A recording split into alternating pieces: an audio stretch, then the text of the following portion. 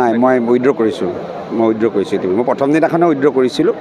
যেতিয়া লাষ্ট ডেটটোত কিবা কাৰণত তেওঁৰ নামটো দিছে কিন্তু আমি আজি অফিচিয়েলি উইথড্ৰ কৰি দিছোঁ মই ভোটাৰ হৈ থাকি মই ইতিমধ্যে দায়িত্বত আছোঁ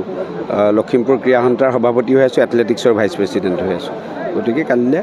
নিয়ম হিচাপত হ'ব কিন্তু মই ৰেচত নাই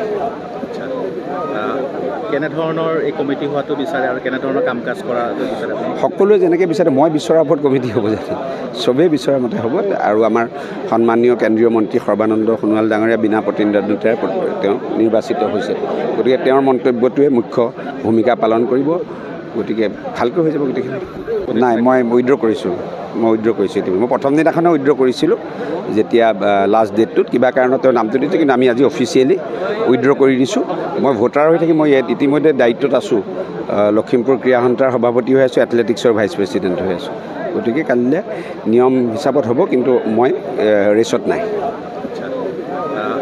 কেনেধৰণৰ এই কমিটি হোৱাটো বিচাৰে আৰু কেনেধৰণৰ কাম কাজ কৰা বিচাৰে সকলোৱে যেনেকৈ বিচাৰে মই বিচৰাৰ ওপৰত কমিটি হ'ব যাতে